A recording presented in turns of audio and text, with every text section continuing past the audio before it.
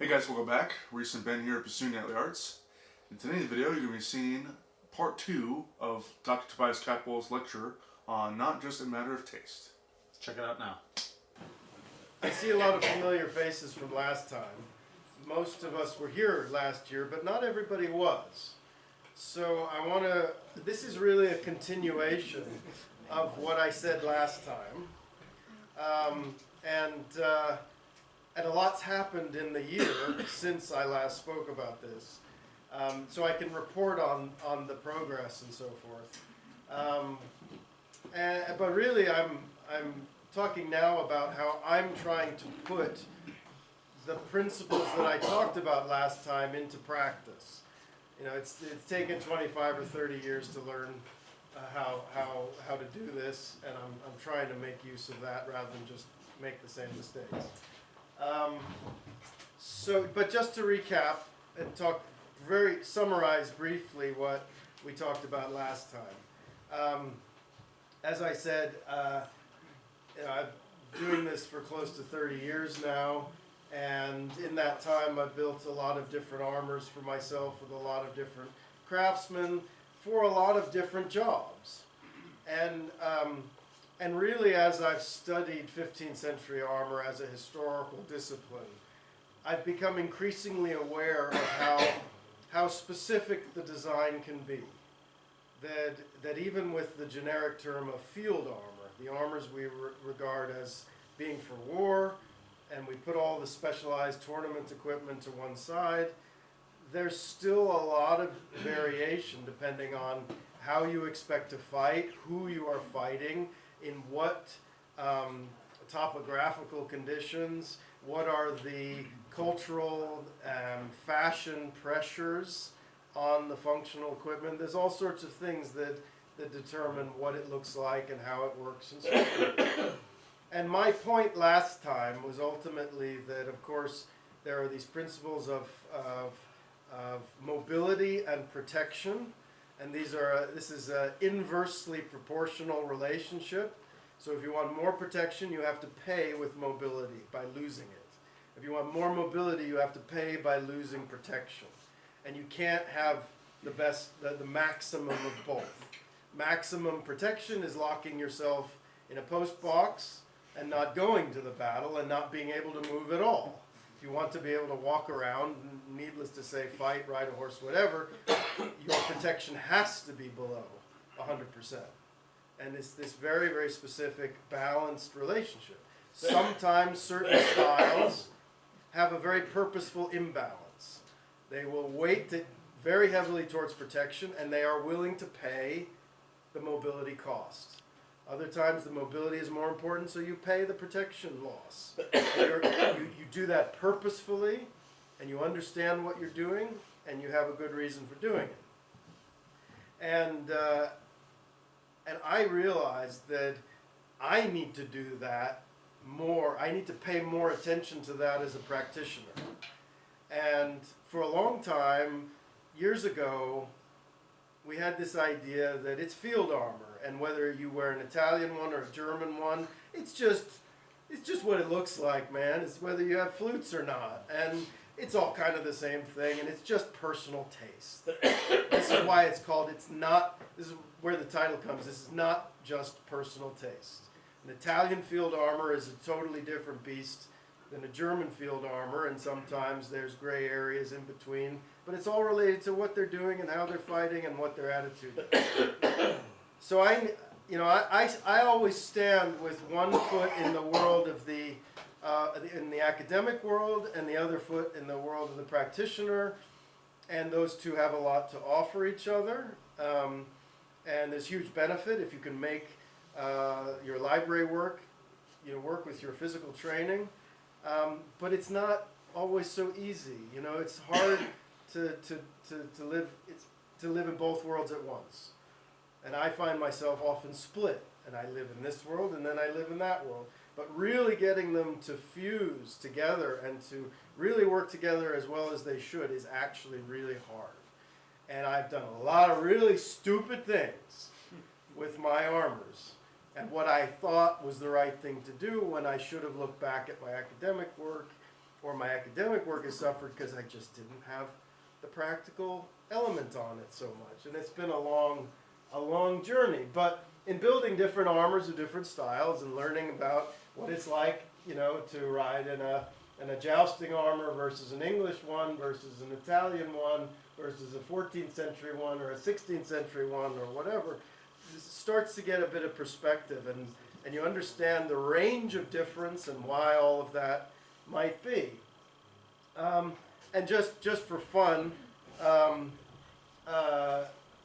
you all probably know this, but I thought I'd point it out anyway, that a life lived with armor involved in it in one way or another can lead your life to some weird places.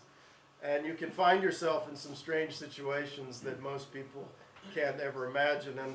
And one of the strangest and most interesting places, you know, working in armor and working on my own projects ever got me, of course, was the Reburial procession of Richard III, which is, I mention only from an armor point of view because Dom, that's Dominic Sewell there, who some of you probably know, that's me, that's Duke, my horse. I don't know which horse that is. You recognize that horse? Dom has like 4 gray Spanish horses, and I can never tell the difference between them, but Carlito, I think that is, yeah. This is interesting because Dom and I had worked together for about 4 years before this happened to really perfect our Italian armors and to get the horse equipment and everything we were wearing not only to be right for ourselves but to look good and work well together as a team, you know. And we'd only really nailed it where everything we had was right: saddles, horse equipment, armor, mail, everything. And when this whole thing came along, which was great because I'd been doing my PhD research and Richard III, only months after becoming king, in the autumn of 1483, he bought 168 complete Italian armors. For the total cost was over £500, which is a huge amount of money if you consider that around £20 was the annual income of a very well-off knight in England at that period. This is a lot of money. He was expecting trouble, right? And many of those were all for his household, not for himself. But he's buying better armor for his people than they would be able to afford for themselves. And he bought these Italian armors, and many of those were probably at Bosworth and the Battle of Bosworth in the end. So it sort of happened that we had absolutely the right gear at the right moment to do this sort of honor guard thing for the bones of Richard III. So it's just a funny thing I thought I mentioned. So expanding on from that, between about 2011 and 2015-16, I've been working with the Italian armor and really trying to get my head around it, and that was what I was interested in. And it did, you know, obviously, mostly what I was doing was horse-related in those years. And I'd realized that I needed a different armor for primarily horse work when I built my English armor for the PhD, but that's mostly for fighting on foot, and I realized that I had the wrong armor when I never fought on foot really at that point, so I built the Italian one, which was optimized for fighting on horseback. Not that you can't fight on foot with it, of course you can, but it's not optimized for that. That's not what they expect to be doing most of the time. And then, you know, my own activities and career moved on, and I started being interested again in fighting on foot and martial arts generally. And it wasn't in a position for work and other reasons to ride as much as I used to. So my own activities were moving away from what the Italian armor was optimized for. And it wasn't the right equipment anymore for what I found myself doing most of the time. Trying to put my own self in the position of people at the time, trying to have the right equipment for your situation and your job. So, there were a couple of things that spurred me on to try and make a new armor. And the first thing was that I got this helmet back. This helmet was made by Robert McPherson in 1998. It was the first helmet that we made, the first project that we made together, or he made for me. And I had it for 4 or 5 years, and then I sold it with another armor to a collector so that I could make my English one, which was very important at that point because I was doing my PhD. The sculptures, the effigies tell you what the armor looks like, but they don't tell you why it's built like that or how it works or what it feels like inside. So I needed to finance work for my PhD. So I sold this Gothic, the original armor that this helmet belonged to, in 2002. And I never stopped regretting it. I mean, I knew I'd done it for good reasons, so I didn't regret it on that level. I guess I never stopped missing it. You know, sometimes you sell something and you never think about it again. It's gone, it's out there, and you never think about it again. And other times it just doesn't leave you alone. And you can't, every so often, not once a week, but a few times a year, the memory pokes you. You know, you think, damn it. I wish I had still had that helmet. I wish I hadn't sold that helmet. And then I had, through a series of circumstances, which I don't have to bore you with, I got the helmet back, basically for nothing. And I thought, when I got it back originally, I thought, it's nice to have it back. I'm not going to do anything with it. I'll put it in my library. I'll look at it. I'll remember the good old times back in the late 90s when we had absolutely no idea what we were doing, no clue what good lance technique was, no clue how to ride a horse, didn't know what the right horse to have was, didn't know nothing. But it'll be a memento. I'm not usually a nostalgic person. I'm a curator in a museum, but I'm not an acquisitive sort of person. I'm not a collector. I can't stand owning objects that aren't there for a reason. You know, I have to use what I own, and if I don't use it, I don't want it to sit on a shelf. I want it to go out into the world and do something else. I have a collection that I take care of professionally. I don't need my own. But I had this helmet, and I thought, this is the exception. I can own this as a work of art, as a memento. And that lasted all of about a week and a half before I said, no, I gotta start wearing this again. So I started thinking about, it obviously didn't go with my Italian armor, it would look silly. And oh yeah, there's just a picture of Mac. This was taken in Holland shortly before he saw his very first joust ever. He had no idea what it was all about. It was quite funny. He was shocked. I'd never seen him shocked before. That was the one time. But he made this many years before that picture was taken. So this idea of a new armor project came up because I had the helmet, but also because what I was doing was changing, and the Italian armor was starting to feel really heavy for someone who's now mostly interested in training on foot again. The heavy Italian armor was also designed for the real lance jousting with steel spearheads and things, and I've done some of that in it, but you know, I had small children. My attitude to my personal safety changed suddenly, very suddenly, and you know, so I'm still doing some things with frangible lances, lighter stuff, but mostly martial arts on foot. So I need something that's lighter. I need to prioritize mobility rather than protection, and it needs to be, that helmet has got to be involved in this, right? So the answer is, funny how I kind of inadvertently went back to my roots. I mean, the style, I was always taken by the Innsbruck style, even before I even knew that was what it should be called. There was this group of armors that had always attracted me since I was, you know, quite young.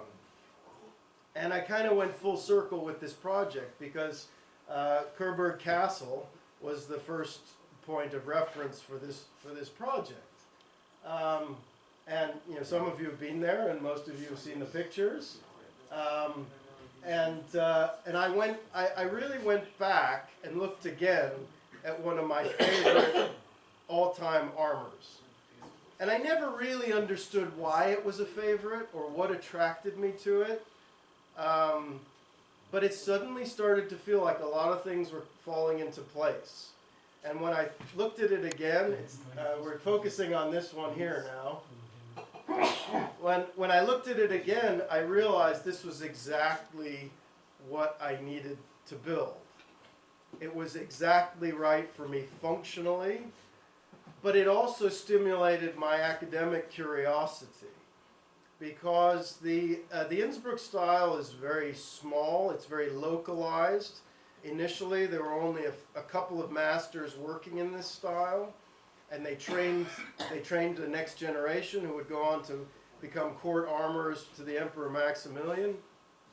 But this is the early part of the story, in the 1470s and 1480s, of the Innsbruck masters being a unique world and community in themselves.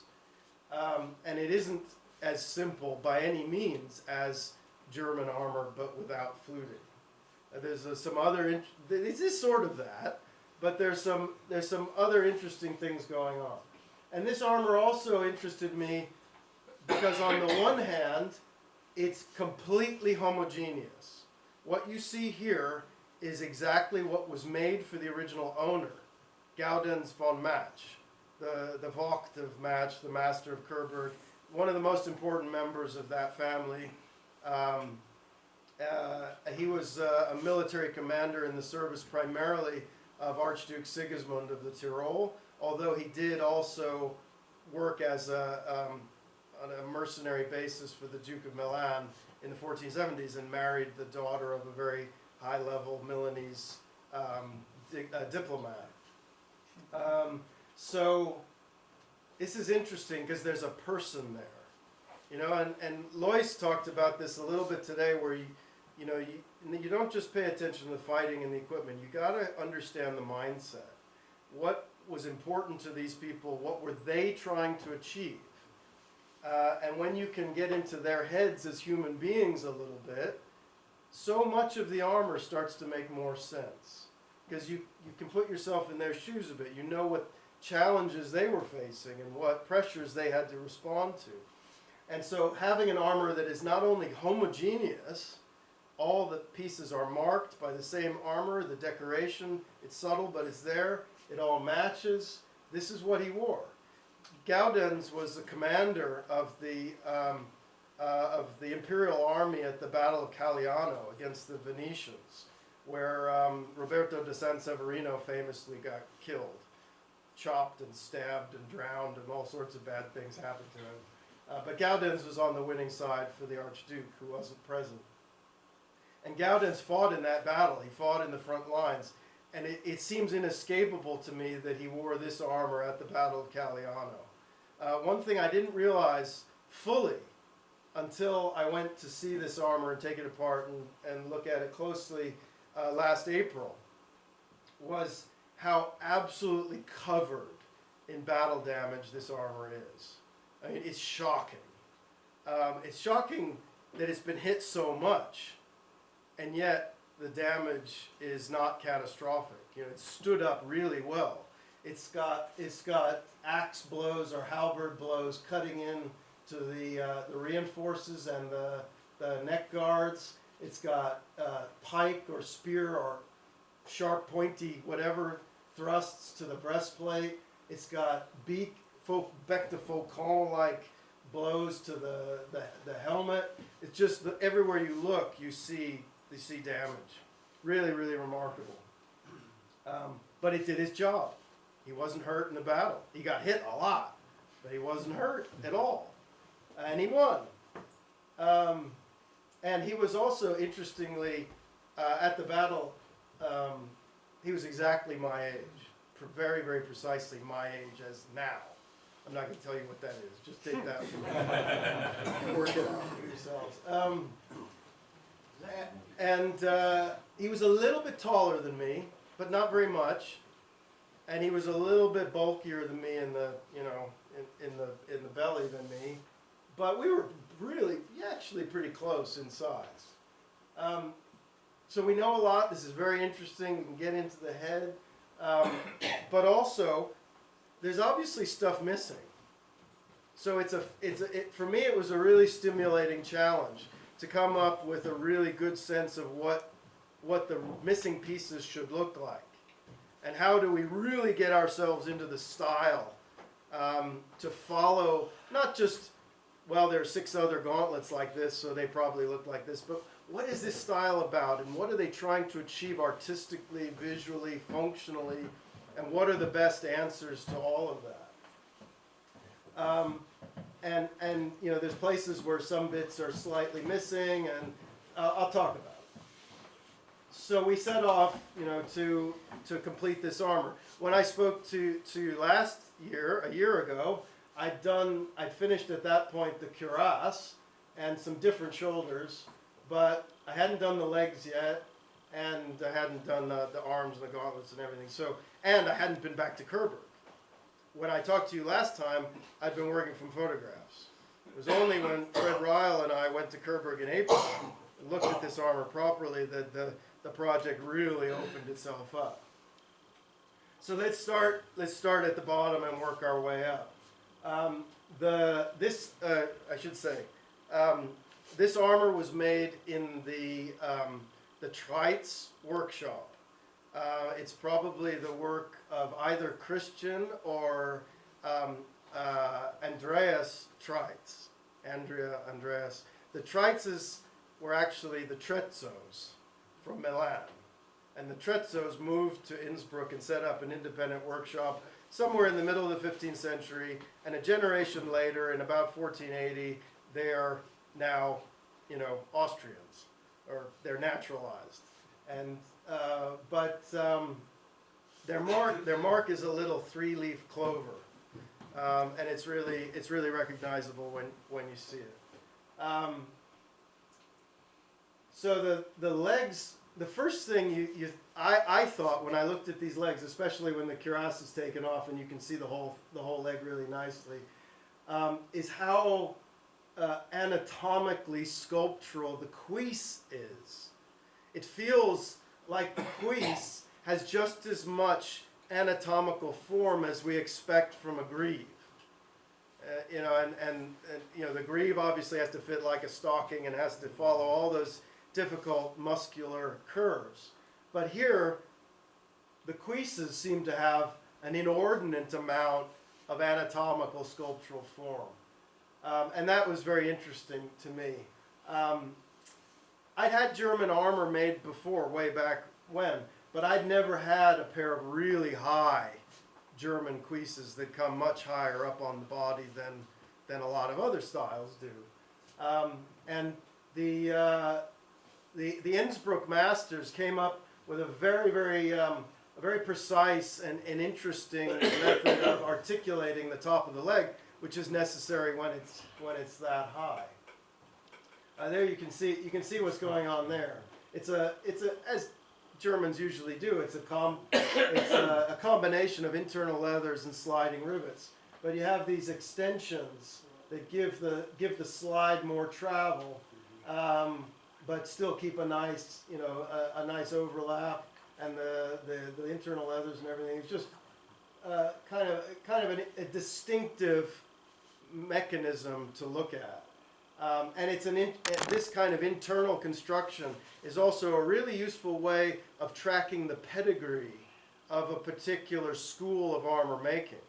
Because after I got to know this a bit better, I went back to the Wiles collection, and we have a very nice pair of legs and greaves and sabatons made by Konrad Zeussenhofer, who was like the next generation Innsbruck armorer who became the court armorer of the Emperor Maximilian.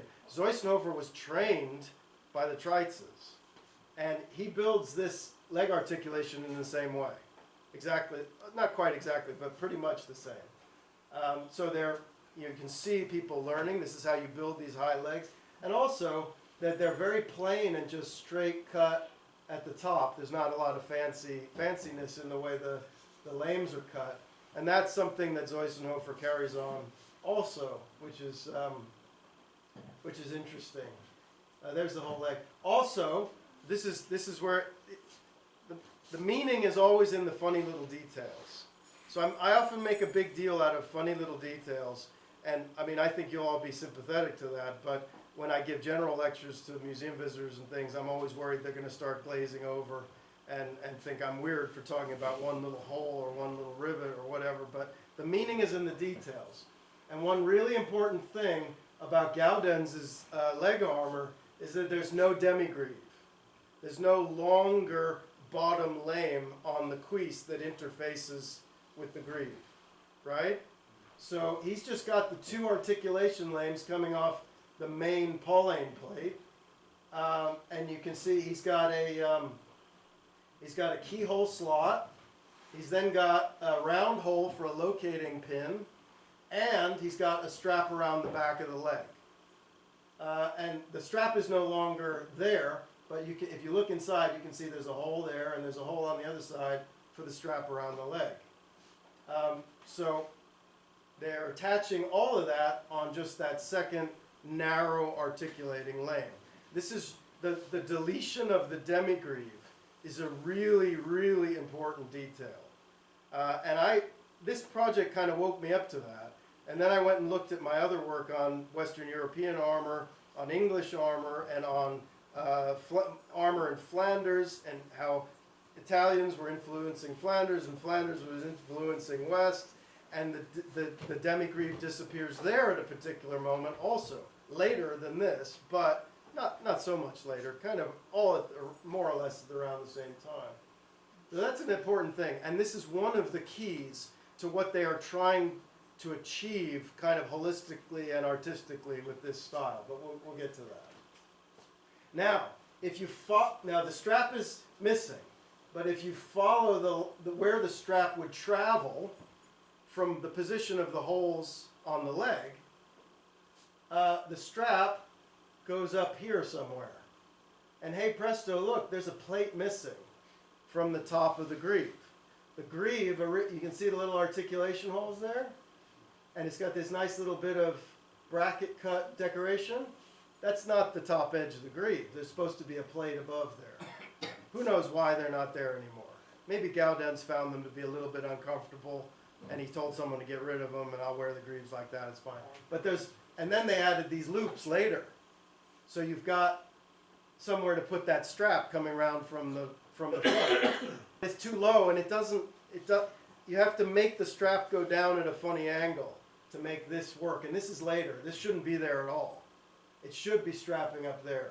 So this is once you put the real leg on, you see where it's supposed to be, and that gave us a very clear idea of what had to be on the original armor, and that's what I've reconstructed on my new one. I was going to put some pictures of my armor in the thing, but then I thought, no, it's here. You can look at it, the real thing for yourselves. I don't have to waste time with the slides showing my armor. But, you can check it for what we've done.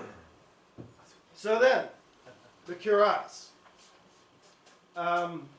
The breastplate and the tassets are still in Coburg, but sometime, I think, in the 1920s maybe, they said, oh, nobody will ever notice if we sell the backplate.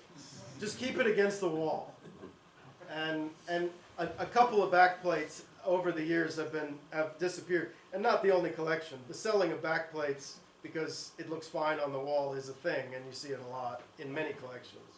But the original backplate to this armor is now in the Royal Armouries in Leeds. And this was convenient in a way, because one of my guiding principles for this project was that I wanted all the craftsmen who were working on it to have access to the real objects.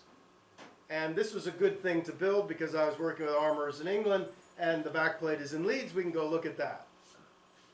We should have gone to Coburg to begin with, but I hadn't gotten that far in my thinking. We did eventually.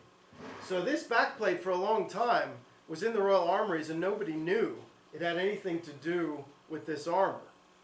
But Tom Richardson and Ian Eaves did some research in the 1980s where they showed that the fit, they compared all the measurements, and they were able to prove that the fit was absolutely perfect to this armor.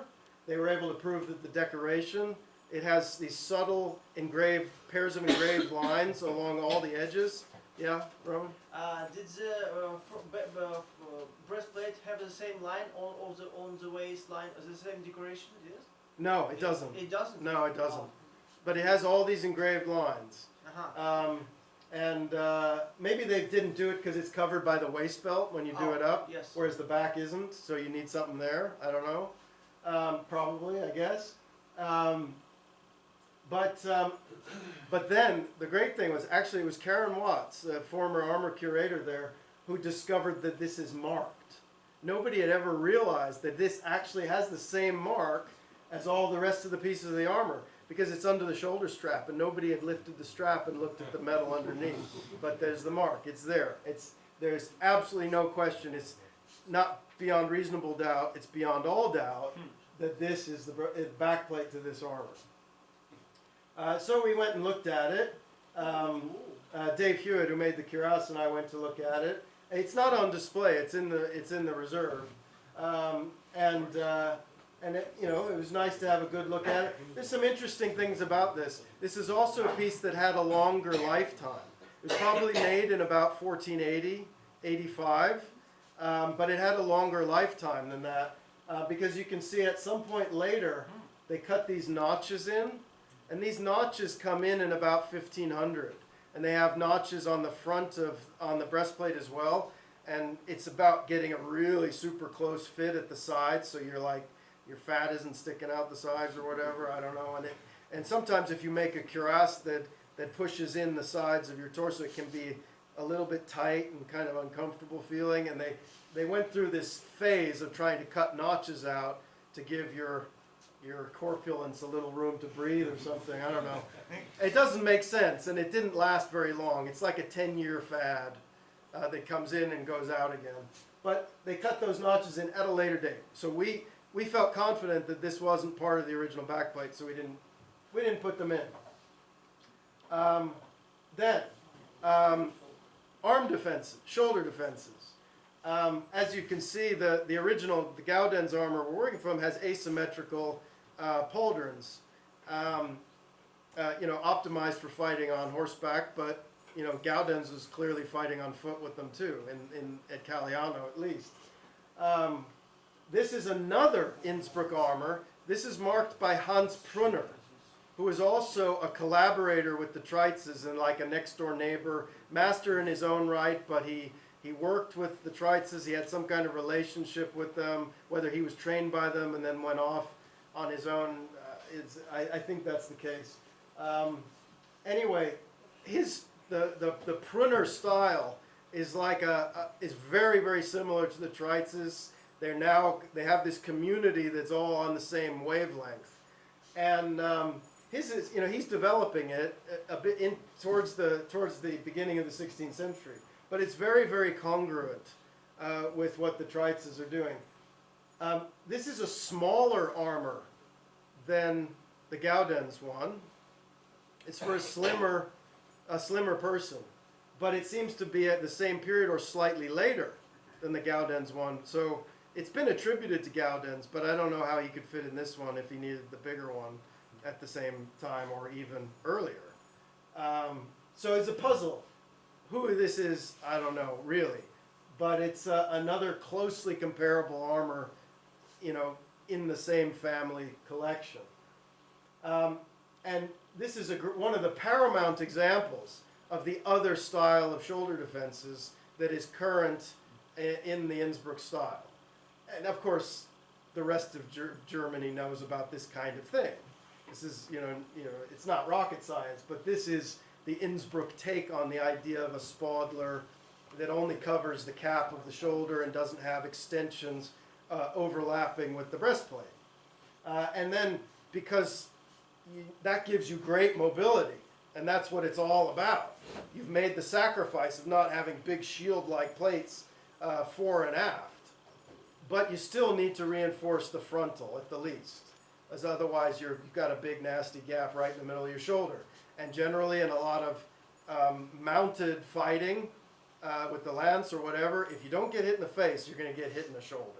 It's like the next place that someone's going to hit you. Even if they meant to hit you somewhere else, glances usually hit you in the shoulder. So the Bessigue area is somewhere that's going to get hit a lot.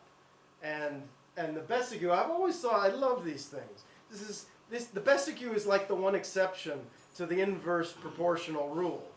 Because it's this little plate, it doesn't really do hardly anything to your mobility, but it gives you a lot more protection. And more of these than I previously understood until I started looking for it. More of these are really heavy than you might think. You know, I started to look, there's not that many original Bessigues out there. I mean, count how many original Bessigues where you can be sure they're the real deal and not restorations, because they're easy things to lose, right? There's not that many real Bessigues around, and quite a lot of them are 2 millimeters thick or even more. Yeah, but these are really heavy. These are like 2 millimeters thick in the middle. And there's another one that came up in a private collection that's like 3 mil in the middle and, you know, getting a little bit thinner at the sides. But you can make a big chunky Bessigue like that and stick it on in a key location, but it doesn't affect your total weight very much. So you're getting a lot more protection, but you're not having to pay for it, really, which is interesting. So I went for this style of shoulder defense initially because of what I was thinking: maximize mobility, comfort. You know, that's what my project's all about. I think I'll get Fred to build the proper Gaudens pauldrons as well now, because, you know, why not? We're going. We might as well keep going. And this is also important because it has the whole arm, not on both sides. It's got the elbows, but it's got a complete arm on the left side, including the very, very distinctive Innsbruck style of gauntlet, which appears first in Innsbruck, and then other people find out about it, as we'll see. But first, I'm getting ahead of myself. Shoulder defenses. Because I hadn't gone to Kerberg yet, when we were already onto the shoulder defenses, we use this one as our primary reference, because this is in the Wallace collection, and I have the keys to the cases, and it's easy to look at. We can't be absolutely sure that this is Innsbruck. I have a couple of things I can check now, because I know more, but I haven't done it yet. But this is as likely to be Innsbruck as anywhere else. It's only got one articulation lame at the top. It's got that very simple bracket cut thing that we saw on the Grieve. It doesn't have any extra points or flutes or stuff you'd expect from Augsburg or wherever. Again, that's not definitive. This could have been made somewhere else, but it's absolutely consistent with what we know is an Innsbruck one there. It's built almost in an identical way to this one, which is stamped with the Innsbruck marks. So this is what I gave Fred to work from. And I was very pernickety about it, you know, because if we're working on a new level here, we got to be pernickety, and we got to look at the subtle proportions. And this was Fred's first go at roughing one out, and he was, you know, and I said, no, it's not deep enough, it's not bulgy enough. And he said, what do you mean? I said, look, I plotted this stuff out and lined up, you know, and he said, all right, I'll remake it, fine. And he did, you know, credit to him. He remade these plates, and they're spot on. And just to show that I put his in the case next to the real one, and he drew this stuff on because now he'd gotten used to whipping and beating himself over little things, and he's not quite happy with precisely the line of some of this, but and he put his mark on it, which is funny. But there it is. That's how we're working. And the Bessigues, the Innsbruck Bessigues tend to be on the large side. In other parts of Germany, you can get smaller ones. Everybody knows that pretty much. But the Innsbruck ones tend to be big.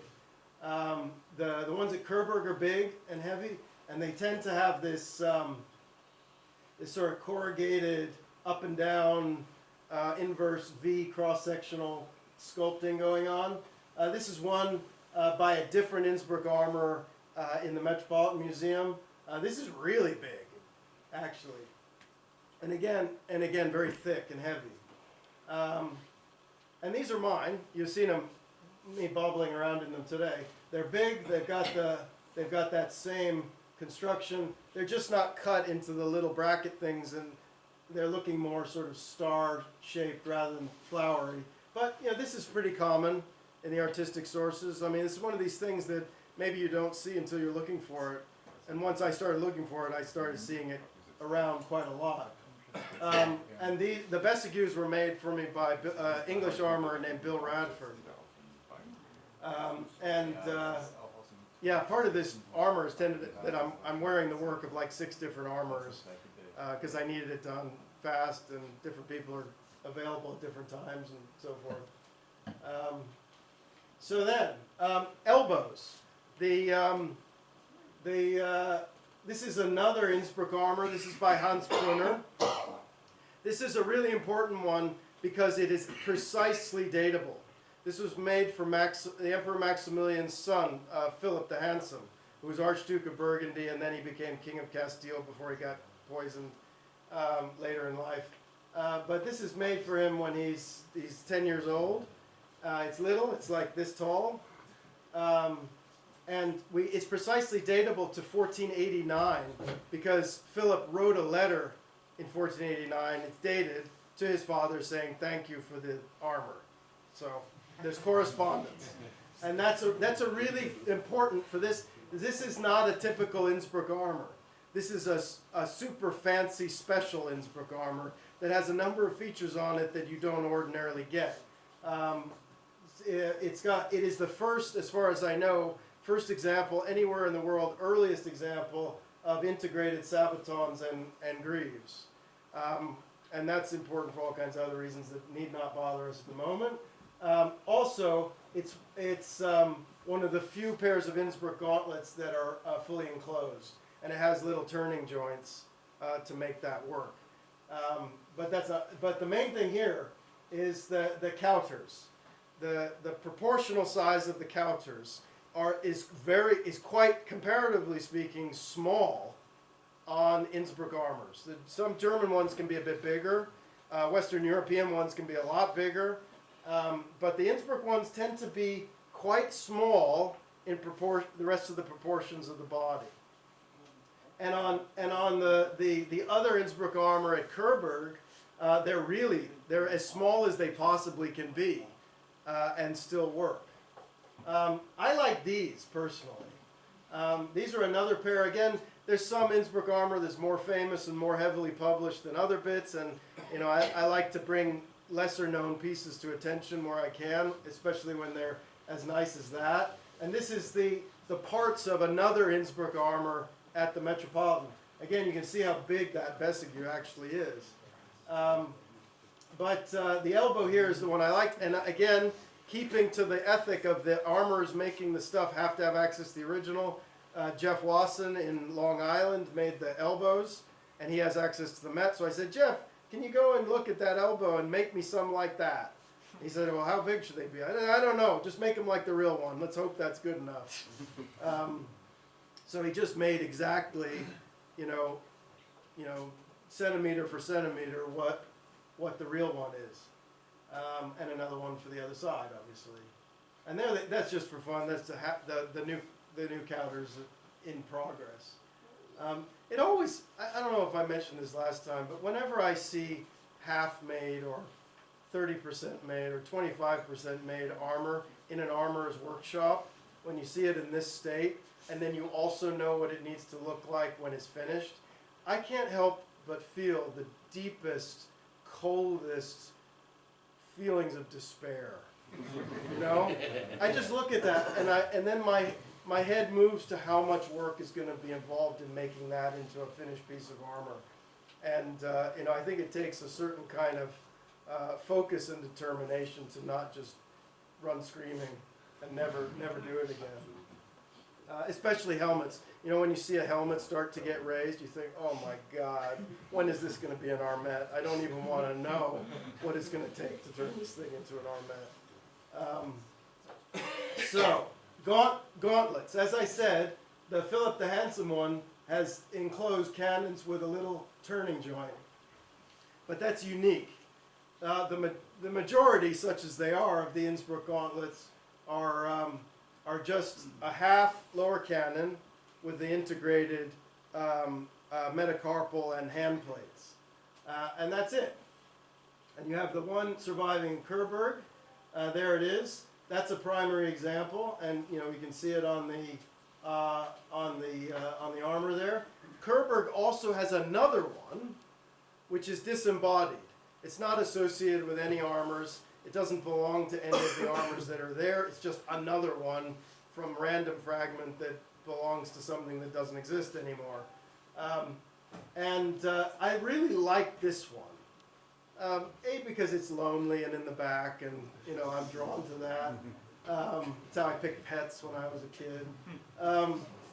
But it's also, it's got that the little raised area for the ulna, but they don't make a big deal out of it. It isn't like it's spiked and it's got engraving around it, and it's just a little ridge and it just rises, and it's really just sort of simply anatomical.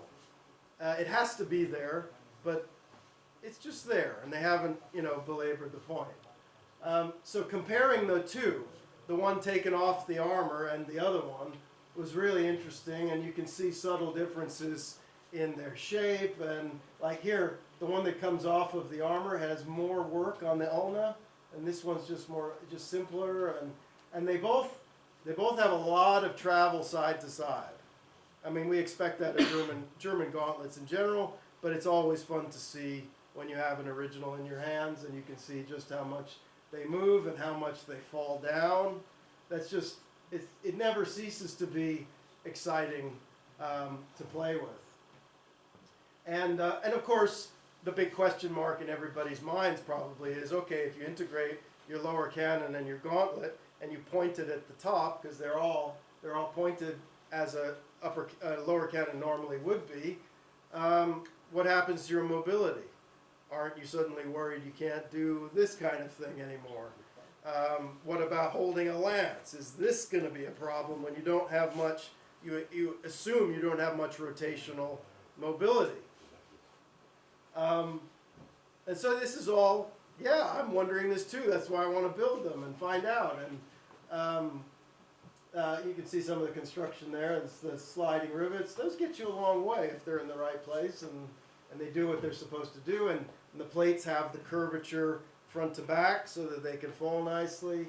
This is just the anatomy needs to be right. And just for fun, we held that one up with the elbow to Gaudens to try and get a sense of, we expect that's what should be on Gaudens' armor, but it's just nice. It's nice to check and see what you think about it. Now, this is where it gets interesting for me in investigating these gauntlets and wondering about their mobility and how much are they sacrificing and how can you afford to sacrifice it. I thought it was kind of interesting that both of these gauntlets are missing their lower plates. They're supposed to be mittens, right? And yet they only have one plate that comes down to the middle knuckles. And now you can see they've got holes and they're supposed to have lower plates, but they don't, and neither of them do. When I see two like that, I start to wonder. One, yeah, it gets damaged, but these are two from two different armors made by two different people, and they both got their lower plates missing. That starts to feel purposeful. And I wondered, maybe this is like a working thing, where this is a new idea, and then they discover there's certain problems with it, and they change them. They take those plates off. What other data can we collect to explore this? Well, there's these. These are a pair of Innsbruck gauntlets in the Wallace collection. Now, the Innsbruck did make separate gauntlets. It's not that they never did. There's a few examples of separate gauntlets, and then they've got the integrated ones. It's an either-or thing. So these are the separate gauntlets, but if you ignore that bit, overall the construction is precisely the same. It's just the integrated versus separate variants. Ignore the thumbs, by the way. Those are 19th century yuckiness that doesn't work at all. And it was made by someone who wasn't really thinking about, how it actually works. But so ignore that. If you just pay attention to this bit, this is quite interesting because, it's got that plate that the other ones have, but then it only has one other plate. And that doesn't get you to the end of the fingers. it's finger shaped, but it doesn't get to the end of the fingers. This is only going to the last knuckles, the end joints, and then your fingers are still sticking out the end of that. You can see it here. That's a nice detail there. So your fingers are still out there somewhere. But if you ignore that plate, that's what we see on the other ones, and that's the empty hole on both of the other gauntlets. Then there's these. Now, other armorers very quickly find out about what's going on in Innsbruck. And also because the Emperor Maximilian, he's not emperor yet, he's the Archduke of Austria, but he's patronizing Innsbruck and he's patronizing Augsburg. He has personal relationships with the Helmschmieds and the Tretzos and Brunner. And, you know, everybody very quickly finds out what everybody's doing. And if it can be nothing more than Maximilian going across to Lorenz Helmschmied and saying, on my new armor, I think I'd like a pair of those gauntlets that Brunner's making. and Lorenz says, what do you mean? What's he making? Well, he's making this integrated thing.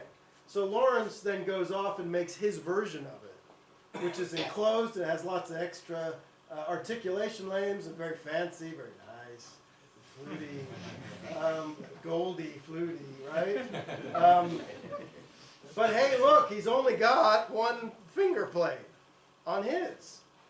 And his have never been altered. There's no holes. He made these like that.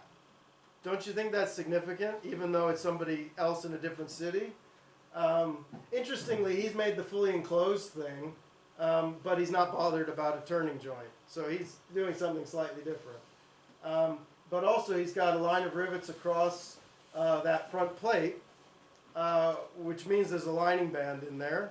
Now, what are you doing with that? You gotta worry about that. And I do a lot. And then there's these ones.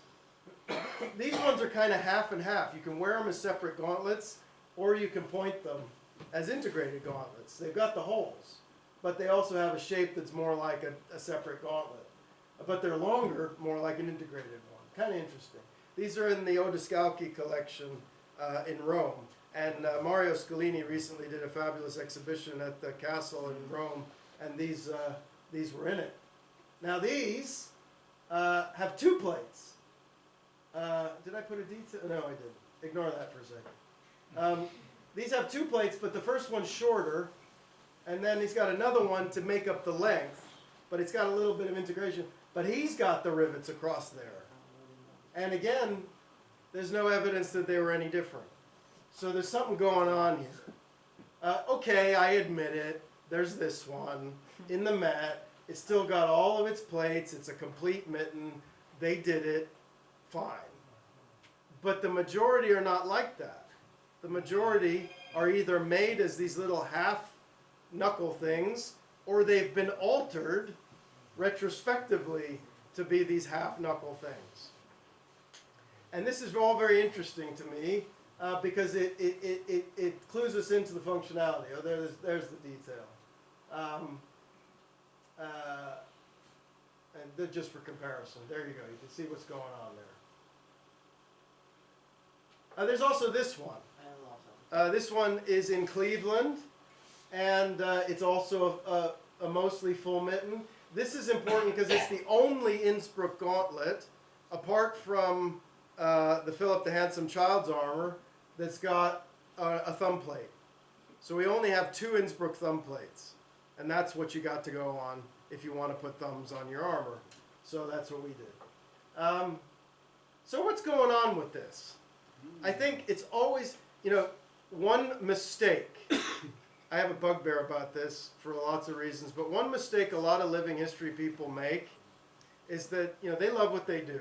And they're really into it and really intense about one particular period or one particular decade or one particular year that they've named their reenactment society from, the 1471 Society or the 1265 Society, or that's all laudable. But there are some really dangerous limitations you put on yourself when you start thinking about my period.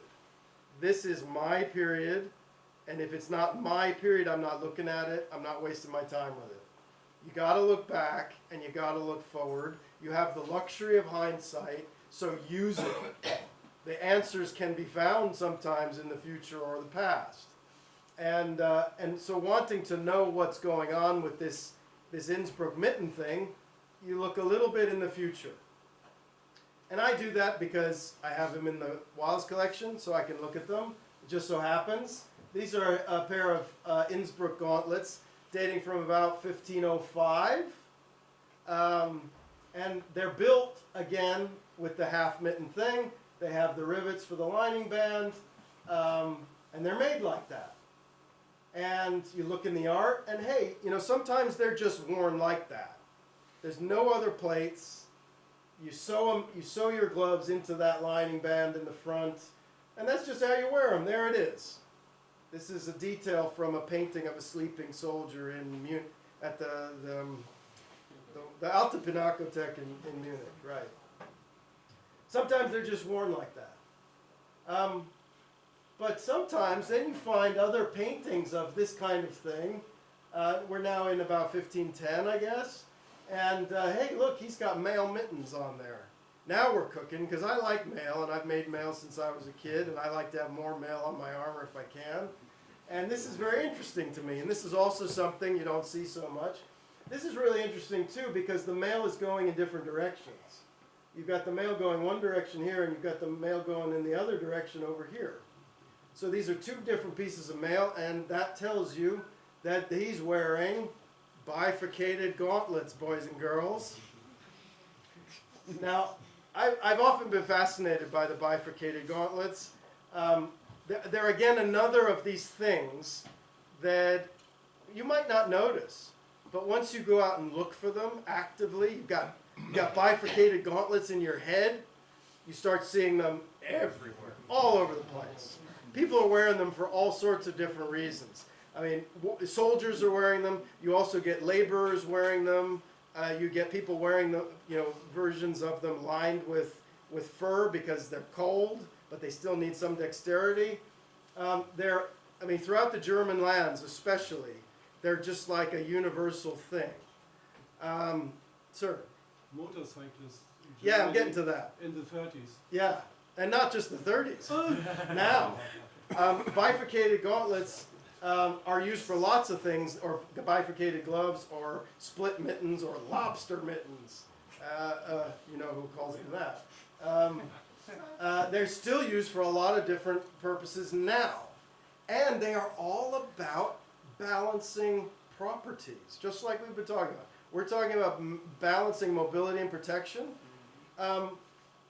When mountain bikers wear them, in the winter, they're wearing them because they balance the properties of a cold weather mitten with a glove that gives you the dexterity to work your brakes, or the throttle of your motorcycle, or your downhill skiers need to do.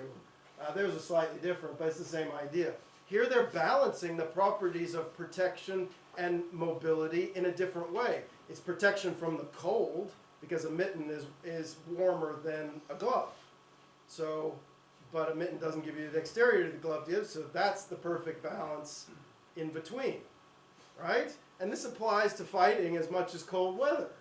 And hey presto, look, there's another one of these gauntlets that's still got its bifurcated mail on it. This is an Ingolstadt. Ingolstadt's an important collection because it's in the Bayerisches Army Museum, because a lot of its collection is a kind of centralization of many old civic arsenals around Bavaria that have been closed down or burned down or destroyed or whatever, and they've centralized what was left of those old civic arsenals. And you get a lot of stuff like this that absolutely comes from a town Zeughaus somewhere, undocumented, who knows where it comes from now. But it's very important for other museums to go there because you know where the stuff came from. So I have a male bishop's mantle at the Wallace. It is identical to one of the ones in Ingolstadt, so I know mine has got to come from a Bavarian Zeughaus somewhere, probably. But anyway, that's exactly the kind of collection where you're going to have something like this. The Wallace collection ones, if they ever had mail, they lost it because they've been on the commercial market, and French dealers have been going over it and cleaning that stuff and throwing away old bits of textile that they thought made it look natty, but here it's all still there. So that was really the eureka moment. And then you start looking for it. They're in the Tunzer Skizzenbuch, same kind of thing. And they're even in fancier things that we've all looked at 1,000 times. You know, maybe some of you noticed this, but he's got them. He's got the integrated gauntlets as well, that are now, by this time, in 1500, 1505, now the Nuremberg armorers know about them, and they're making them for their light cavalry. But he's got the Innsbruck idea paired with the bifurcated mittens, paired with mail on the bifurcated mittens. And there it is again on the Rider, Death, and the Devil, the printed version of, you all know this. So there's and this is really interesting too, because even the mail doesn't go to the tips of the fingers. He's left the very tips of his fingers uncovered, or he's got gloves on. But and maybe these aren't bifurcated in this case, but you know, it's the same kind of thing going on. And then you track bifurcated armor later. It becomes absolutely standard on foot combat armors of the 15, 20s, 30s, 40s, on garnitures, where you have a separate pair of gauntlets just for fighting in the champ close, and on the Tomlet armors. And there, he's making a point of showing you how nice his foot combat gauntlets are. So that's the later carry-on of the benefit of this kind of thinking, but it's all worth it. And for the effect book connoisseurs out there, I just threw this in. There's a very particular type of German tournament fighting on horseback with these short curved swords, or dusaks basically, and these swords are always used with bifurcated gauntlets. It's just a thing. So they're there. And finally, another thing I'd never done before in my 25 or more years of building armor and doing things, I'd never made a brayette. And it was just, and I never thought about making a brayette. I've seen Tom's doing them, and other people are interested in them, and they look good on German armor, and lots of Germans wear them. And this is from Vesta Coburg, by the way. Alfred, you still here? Yep. Don't tell me it's a fake. I love this drawing. But that's the thing. And my project just kind of gently coaxed me into the world of the brayette, because it very quickly became apparent that you got to have a brayette with these armors. Anything else is just wrong. You got that beautiful thigh shape and the anatomical cuisse. The brayette is the only thing you should be wearing with that. So you might have, I wasn't wearing it today because I still don't fully understand how brayettes work.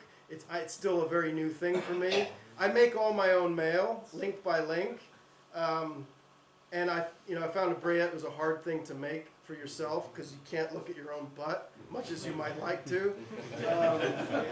And so I had some help making the brayette, but I made some assumptions about the height, and mine's sitting too low at the moment, so I have to raise it up, which means the mail needs to change. So that part, we can talk about that next year. I don't know if this is still going.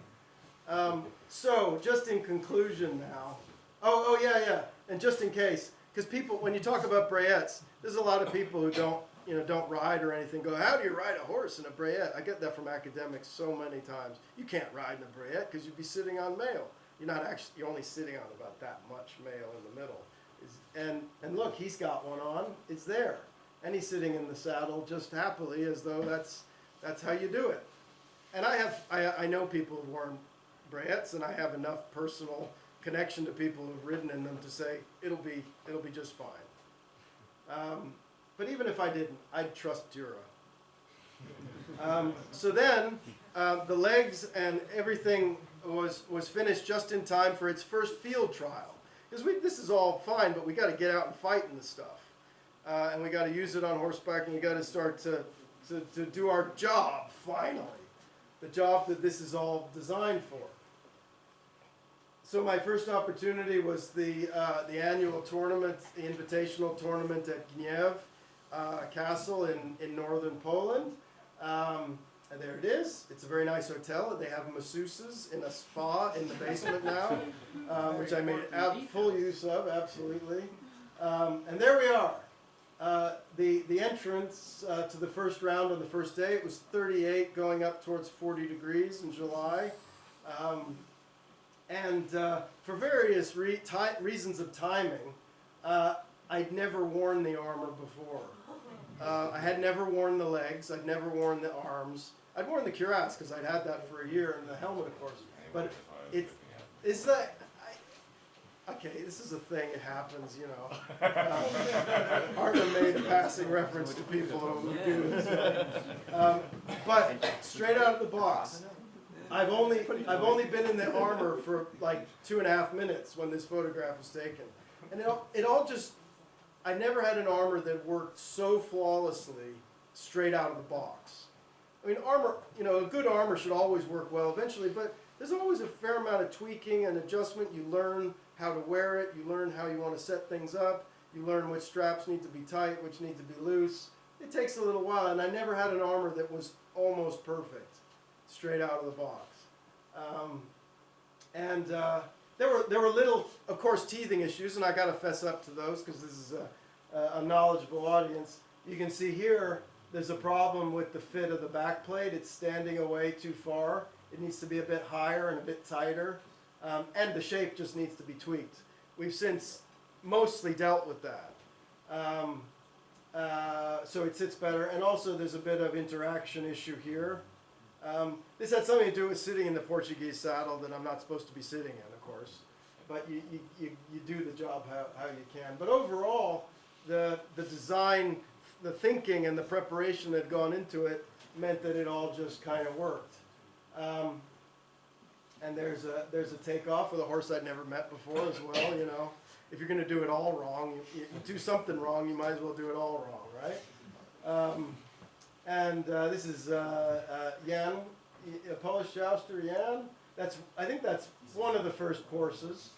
There's some others of various states of success. This is a good one. He was really moving when he hit me straight in the face there. I missed him. I was trying to hit him in the face and I just missed. But you know, the armor did remarkably well for itself. So what's next? The project's not over. Where do we go from here? There's still a number of things that I want to do with this.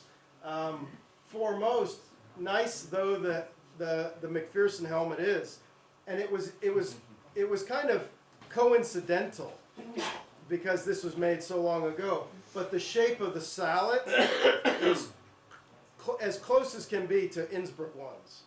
So, you know, if an Innsbruck armorer ever made one of these enclosing sallets, that's, you know, a reasonable idea of what it would look like. The bever looks very much like an Innsbruck bever, or some Innsbruck bevers, but not all. It certainly doesn't look like this one. I mean, superficially. But the bever and sallet of this helmet, which is homogeneous and original to the real armor, it was there at Caliano. It got hit several times. It's a very interesting helmet. I've actually never had a sallet like this. In my whole career, I've never had a good tipping sallet, if you'll allow the expression. But the bever, this is, how many bevers and sallets do you know that are original and meant to go together? There's a lot of modern compositions, but how many are we sure that's the bever that goes with that sallet? Even most of the Helmschmied ones in Vienna are all mixed up and you don't know which one is supposed to go with which helmet necessarily. There's one that's just been restored for the first time since the 1960s that's in the New York exhibition that's opening next month in the Maximilian exhibition in New York. They have an armor made for Maximilian when he was Archduke, which has the bever, but the sallet's been in a private collection since the 1950s. And this is the first time they've gotten it back together, and it's displayed that way. That alone is worth going to New York to see. But this is another one. This is the homogeneous marriage as it's meant to be. And this is, you know, you start to realize how bevers can be made to work in a number of different ways. You know, this is not like an Italian export bever. This is the whole sort of design philosophy of this is different. And this is, you might think this looks too big on Toby, but I'm basically the same size, more or less, as the guy this armor was made for, and I've got his breastplate on, and it's sitting on the breastplate, and you know, that's what, and look, the neckline, you watch my neckline go down, that's the orientation of the thing is supposed to be at. That was a bit new to me. It might not be known to people who know more about this than I do. But and then there's the glorious pauldrons. The pauldrons that superficially look like Italian asymmetric pauldrons. But when you look at them closely in your hands, they really are very different than Italian ones. First, they are proportionately smaller, and the angles are all different. They've got nice wings in the back. They've got the fluting, which is nice. This is all very nice. Like this a lot. You see there's a cut right there where a halberd or something came down on him. Pow. Really amazing. Anyway, there's just an example. That's the Gaudens one, and that's a reasonably scaled Italian one. They're very different beasts, really. This one really drops down, sharp angle, and then squared off across the bottom. The geometry is quite different. Subtle, but when you get your eye into it, it's quite different. So I did copy these on an armor way back, but it was done from photographs, and that's no longer scientifically acceptable. So the next step is to build these again and offer myself the option of slightly more protection, slightly less mobility perhaps, but in certain cases that's what you want. So that's where we are now. I'm just trying to really show you that I'm trying to practice what I preached last time, and it's paying off so well. So the thing about the mittens, incidentally, that I should have mentioned earlier, is when you have the bifurcated mittens, it allows you one crucial thing that you really need if you don't have quite as much rotational movement, and it's the ability to do that. Just the ability to do that when you can't do that in a mitten is actually really meaningful. Think of how many techniques, fighting with an axe or fighting with a sword or whatever, that'll benefit from just being able to do that. And also with a lance, if I'm on horseback in a full mitten, I can do this. But with the bifurcated mitten, I can do that. That is a world of difference and an enormous benefit in the practical human terms of fighting and trying to get as much mobility and control as you can. So I think that's what's going on with those mittens. And that's what I'm trying to explore. Anyway.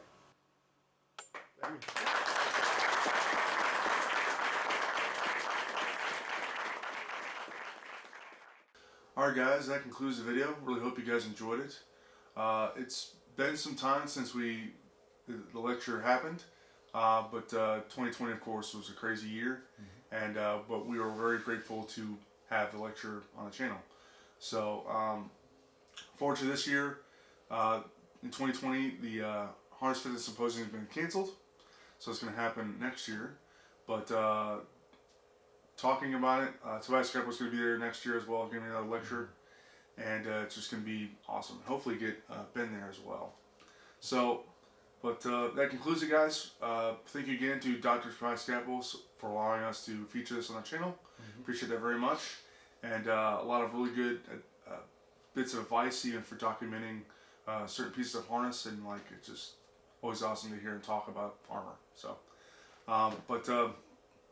thanks to our patrons who make this possible and help us along the way and help these trips and videos keep coming out. Yeah, so very, very appreciative to you guys for helping us continue the channel. So, and yeah, so other than that, we look forward to seeing you guys in the next video. Take care.